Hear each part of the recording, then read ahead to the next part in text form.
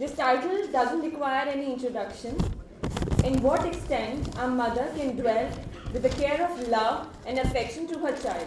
Our next program is based on this play only, portraying a self-marker Hriday. जब माँ की बात आई है तो मेरे कुछ साथियों ने मुझसे कहा था कि मैं उनकी माँ के लिए एक संदेश ज़रूर दूं जो एक हॉस्टल में रहता हुआ छात्र ज़रूर सोचता है। नींद बहुत आती है पढ़ते पढ़ते, माँ तू होती तो कह देते कि एक कप चाय तो बना दे। थक गए हैं मेस की रोटी खा खा के, माँ तू होती तो कह देते आज कुछ और तो खिला दे। वही कोशिश रोज खुश रहने की, माँ तू होती तो थोड़ा मुस्कुरा लेते। बहुत दूर निकल आए हैं अपने घर से, माँ तेरे सपनों की परवाह ना होती तो आज कब के घर चले आते। Representing Marker Hriday.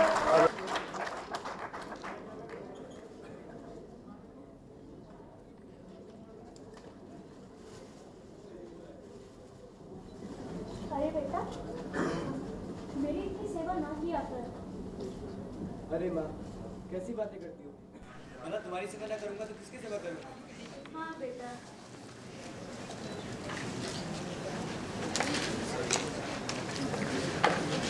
अरे बेटा, अब बस कर। जा जरा खेत की ओर हुआ और आते वक्त कुछ अनाज ले आना। तेरे लिए कुछ अच्छा बना, ठीक है? जल्दी आना बेटा। अपना ख्याल रखना। हाँ बेटा, जल्दी आना।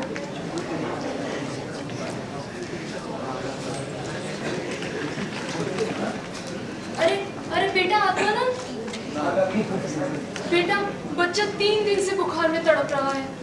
दवाइयों के लिए कुछ पैसे मिल जाते तो बहुत जिंदगी भर दुआएं देती तुमको बेटा। अरे काकी, बच्चा 3 दिन से बीमार है और आप मुझे बता रही हो। जरा ठहरो। मेरे पास तो 5। अच्छा काकी, ये 3 रुपए तुम रख लो, बाकी 2 रुपए का मुझे अनाज दिखे जाना। बेटा गांव में तुझ जैसा बेटा हर माँ को मिले बेटा। जिंदगी भर तुझे दुआएं दूंगी। जीता रहे बेटा।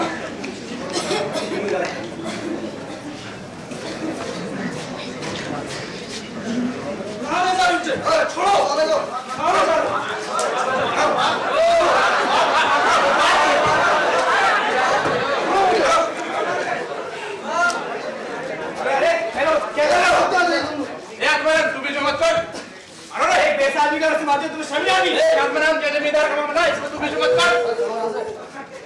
चलो रे। और आत्मनाम, जो तो मैं देख लूंगा।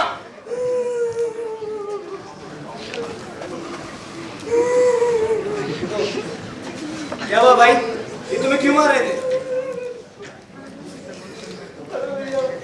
जमींदार के आदमी थे, जमीन हड़पने के चक्कर में कागजों पे दस्तखत करवाना चाहते थे। मना कर दिया। लगे तुम चिंता मत करो, हम जरूर इसका कोई हल निकालेंगे। चलो उठो, अब घर चलो।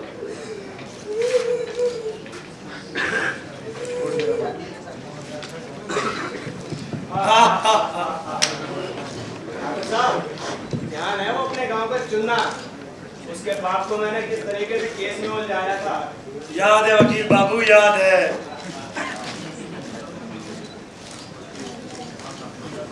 लागू ठाकुर साहब।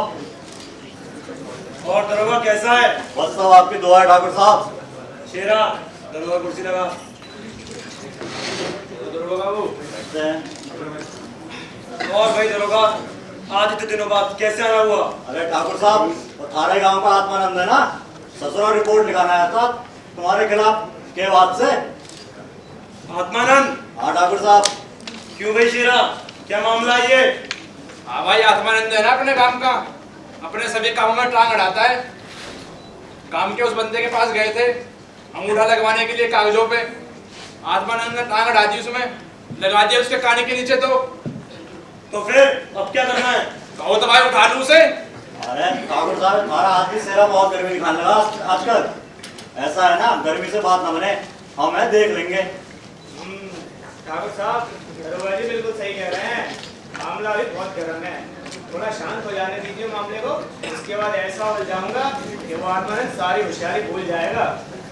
मगर ये आत्मानंद आजकल बड़ा बीच में आने लगा है, जल्द से जल्द इसका निपटारा करना ही पड़ेगा। सही कह रहे हैं आप। भाई जी सीधा रास्ता अपना के बहुत देख लिया, मतलब अब उंगली टेढ़ी करनी ही पड़ेगी। बिल्कुल।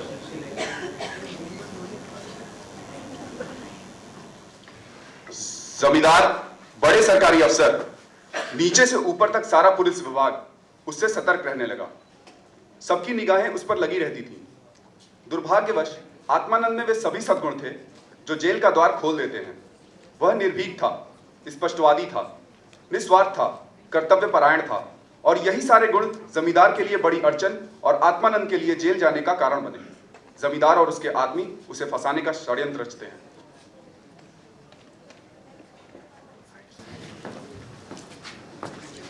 आत्मानंद, आत्मानंद, बाहर निकल, बाहर निकल।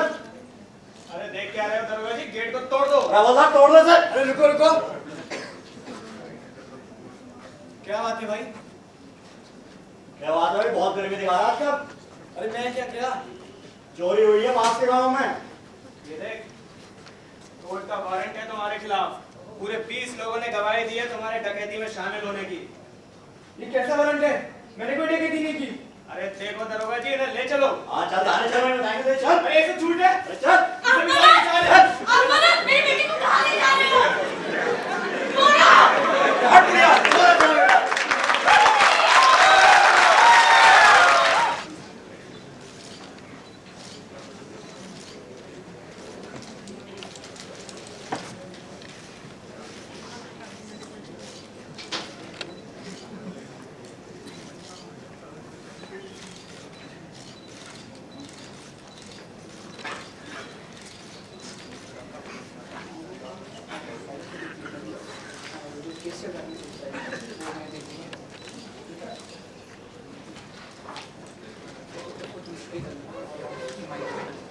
ठीक है, फिर कोर्ट में मिलते हैं। बेटा, बेटा, मेरे आत्मानंद को बचा लो बेटा। वो चोरी नहीं कर सकता बेटा, वो निर्दोष है। ये सब जमींदार की कोई चाल है बेटा। मेरा बेटा निर्दोष है, मेरा बेटा निर्दोष है। माँ, अब उसका कुछ नहीं हो सकता। सारे सबूत उसके खिलाफ हो चुके हैं। अब उसको सजा से कोई नहीं बचा सकता। नहीं बेटा, आप भगवान से प्रार्थना करो, और कुछ नहीं होगा। ऐसा नहीं हो सकता, मेरा बेटा निर्दोष है।